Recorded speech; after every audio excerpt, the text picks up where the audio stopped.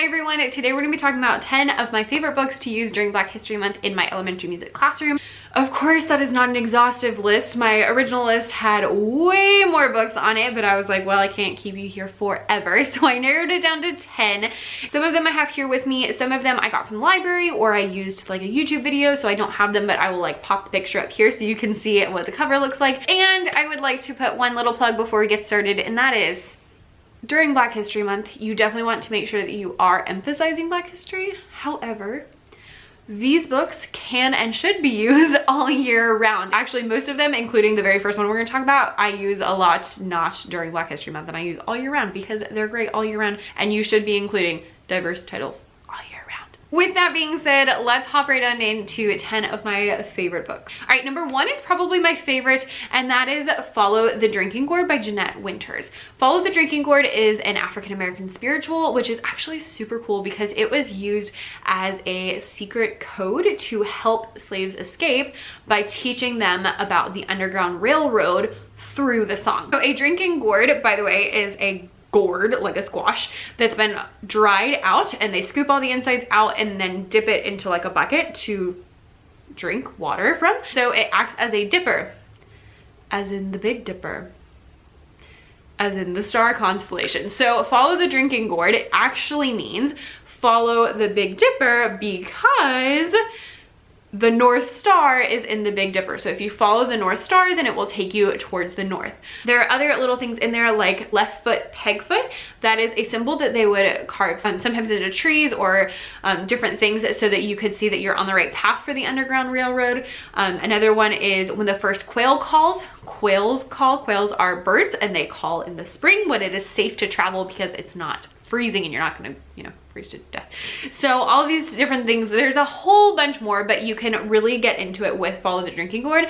Love this song, do it every year with my second graders. I did it at the beginning of this school year, so in like August, and we paired it with some other like star themed pieces.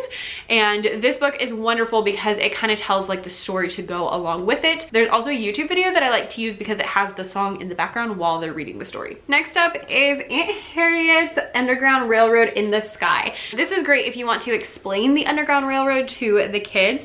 It basically, these two little kids are flying through the sky and they see all of this happening. So they're like going back in the future and they see all of the slaves escaping and just learn like all of these really important, really hard-hitting things until they get to Canada. And yeah, so just really great. The illustrations, I love it. They're like painted and they're beautiful. So really good one for that. The next one is one of my favorites, and that is Jazz on a Saturday Night. This one I love to introduce jazz, especially to like 2nd or 3rd grade, and it is so much fun. It goes through a whole bunch of different jazz artists who are really famous. So it talks about Louis and Ella and Duke Ellington and Coltrane and all those different people, and tells what instruments they play, and it rhymes, and it's really short, which I also appreciate because I have a very limited amount of time in my class, so I don't want to spend, like the entire class period reading a book. I love reading, however, limited time. So this is a really great one to introduce jazz, and I like to use it with 3rd grade because then I can talk about all the different instruments, and in 3rd grade I really hit hard like what all the instruments are because we start learning about instrument families. So that's a really fun one. After we read it, we typically do some different activities that I actually have in my TBT shop, so I will link that below, where we get to like write a letter to our favorite of the people and match the person with what instrument they play and just all that kind of stuff. The next one is Hair Love, and this is a lesson that I got from Carissa Duncanson, who was a guest on my podcast. She shared it on my podcast and I was like, this is amazing. And so basically what she did is went with the rhyme Queen Queen Caroline. The Queen Queen Caroline washed her hair in turpentine. Turpentine made it shine. Queen Queen Caroline. After that, she read the book Hair Love, which is all about a little African-American girl and her hair, and it just so empowering. Love it, love it, love it.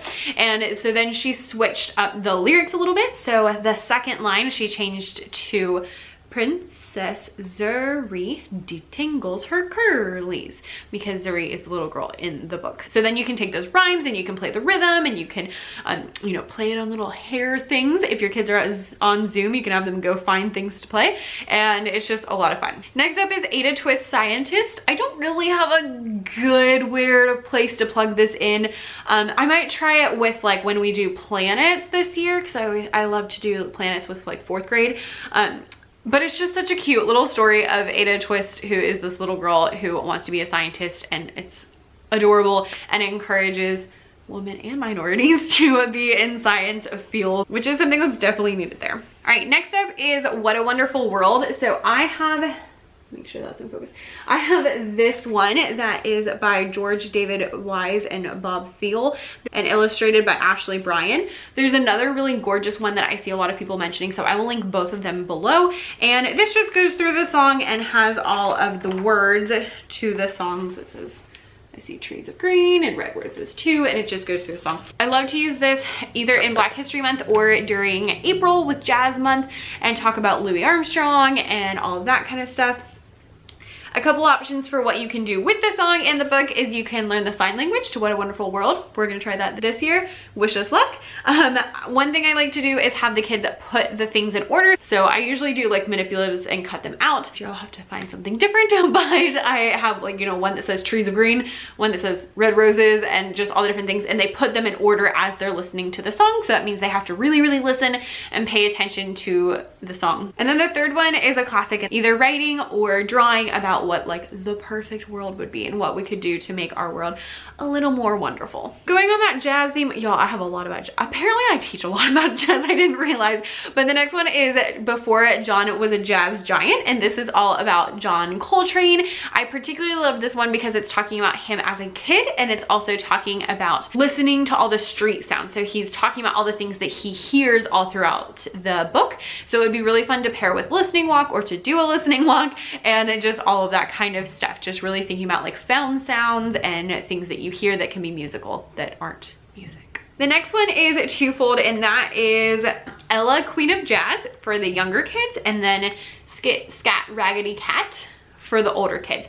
Both of these are about Ella Fitzgerald. Ella, Queen of Jazz is a little more for the little people, and this one's definitely more for the older kids. It's got like way more pages, but the kids really like this book. So this one I usually read to 4th and 5th grade, and we'll do just a couple of pages a day, and so we'll read it over a couple of days depending on how much time we have. And it goes really deep into her history, and I love how specific it is because she grew up in Harlem, and she had kind of a rough childhood with kind of like hopping around to different houses and just all these different things. Really great to show the kids that no matter where you come from, like you can be Ella freaking Fitzgerald, like she's amazing. And so yeah, just highly recommend this one for the older kids, and then Ella, Queen of Jazz for the youngers. And the last one for today, again, I could go on and on and on, but I won't, is Sing a Song, How Lift Every Voice Inspired Generations.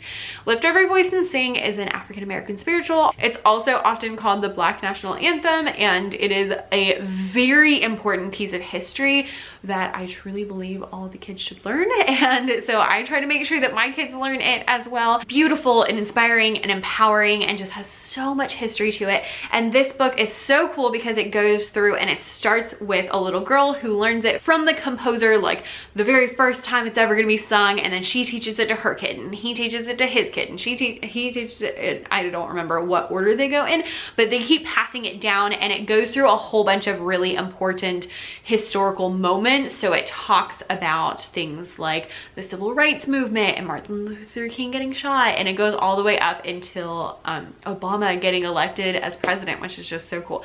So definitely recommend that book and that song as well. Very important piece that our kids should know.